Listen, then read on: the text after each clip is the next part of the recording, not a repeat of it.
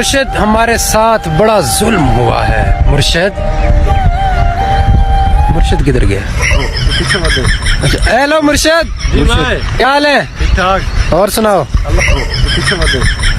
मुर्शद किधर गए? अरे मुर्शद गायब है।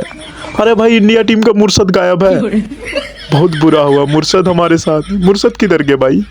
पता नहीं चल रहा है भाई। कभी से फर्स्ट वनडे से ढूंढ रहे थे मुर्शद किधर गया। मुर्शद ही नहीं मिल रहा है। चल मैच हारते जा रहे हैं।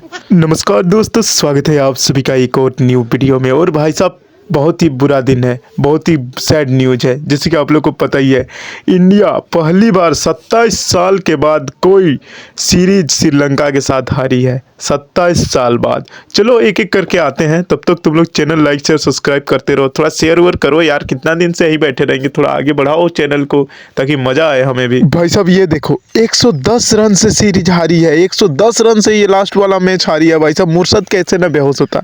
बेहोश है भाई मुर्शद, पता नहीं चल रहा है ये। और पर ये भूसड़ी का मुर्शद है कौन?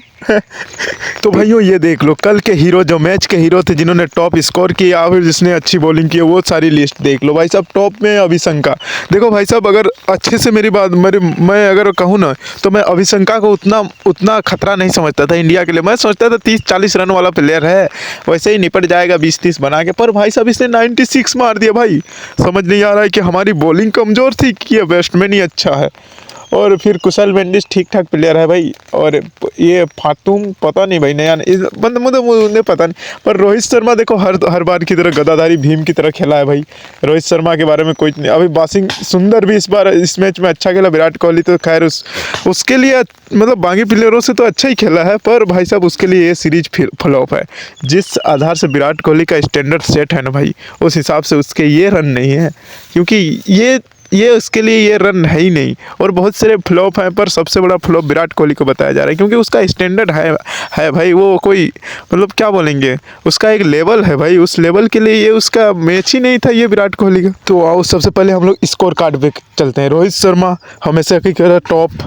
फिर शुभमन गिल। भाई साहब देखो, शुभमन गिल भाई ऐसा गेम खेल के अपने ही पैर पर कुल्हाड़ी मार रहा है। उधर बंदा बैठा हुआ है, तैयार बैठा हुआ है जायसवाल। एक मौका मिले और वो बंदा कुछ भी कर देगा भाई। उसने झेल रखे हैं, उसमें सब कुछ देख रखा है। स्ट्रगलर बंदा है वो शुभमन गिल को थोड़ा सोचना चाहिए, रन उन बनाए, नहीं तो कहीं वनडे वाला भी स्थान छीन ना ले भाई। मुझे तो लगता है जिस हिसाब से शुभमन गिल खेल रहा है ना उससे रन बन रहे हैं, ना उसे जल्दी रन बन रहे हैं, ना उसे लेट से रन बन रहे हैं। मतलब उससे रन ही नहीं बन रहे भाई। कभी बॉल खाता है फिर भी रन नहीं बना पाता है। कभी तेज तो खैर खेलता ही नहीं है। अभी पता नहीं क्या हो गया शुभमन गिल का। तो भाई साहब तीसरे में आते हैं विराट कोहली, जो कि सुपर फ्लॉप है इस सीरीज में। बिल्कुल फ्लॉप है भाई। उसका स्टैंडर्ड नहीं है 18 पे 20 और ऐसे सिचुएशन में। और देखो ऋषभ पंत भाई साहब, मैं इसको समझ ही नहीं पाता। और कौन इसको लास्ट वनडे खिलाने के पीछे मेरे को लॉजिक समझ नहीं आया कि भाई ऋषभ पंत को क्यों।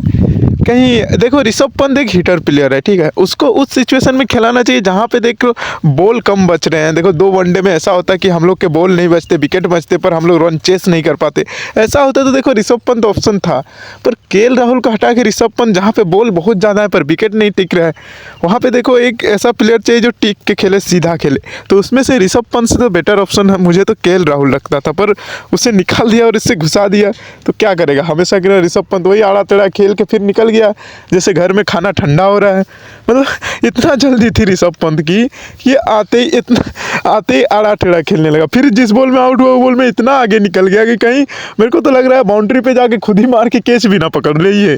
मतलब इतना आगे कौन बढ़ता है भाई। और ऐसे भी वहाँ पर थोड़ा ठहर के खेलने का है, वहाँ पे वो निकल के खेल रहा है। अब आता है हमारा महान बैट्समैन, एकदम साफ सुथरा बैट्समैन, किसी से कोई मतलब नहीं, किसी से कुछ लेना देना नहीं। टीम हार रही है जीत रही है, इससे कोई बिल्कुल मतलब नहीं।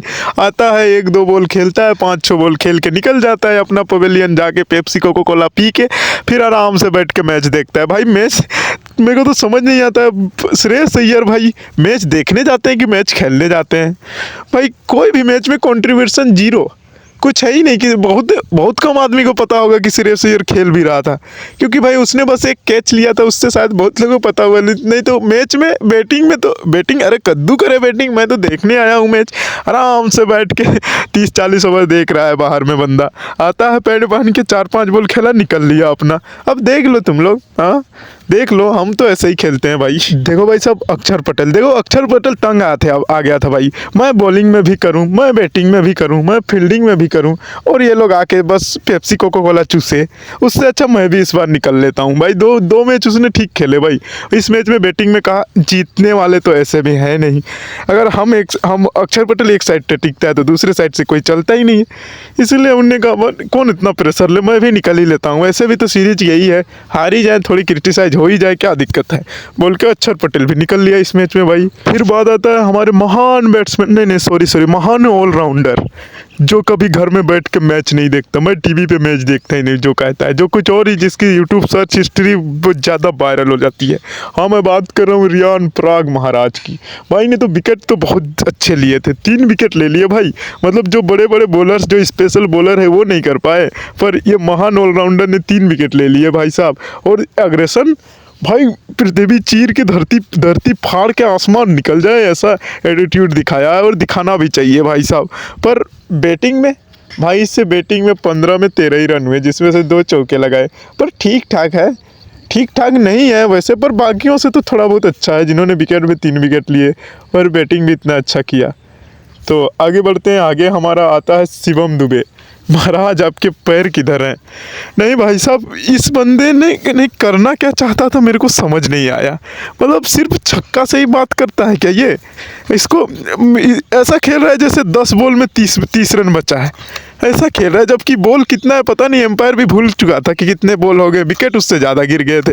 फिर भी भाई साहब निकल के दे छक्के, दे चौके मारने के चक्कर में एक बार तो इस कैच छुआ भी नहीं, ऊपर उठ गई थी गेंद, पर बाद में चल दिए भाई साहब।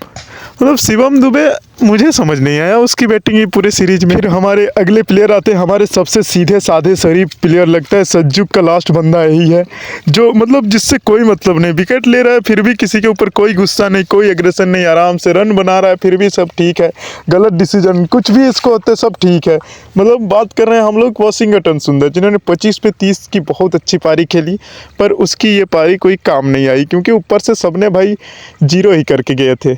उसके बाद आता है हमारा चाइना मैन, जिन्होंने बॉलिंग में खास कुछ उतना असर नहीं दिखा पाया जिस प्रकार से उसका नाम है, पर भाई साहब बॉल पूरा खाए, उन्हें पूरे साल की बॉल खेल ली है इसी मैच में। 30 बॉल पे कितना रन बनाता है? 6 रन। अरे रन छोड़ो ना, ऐसे बैटिंग नहीं आती। मैं बोल रहा है आज मैं पूरा बैटिंग करूँगा भाई साहब, ऐसे तो तुम लोग देते नहीं हो मुझे, पर आज मैं दबा के करूँगा।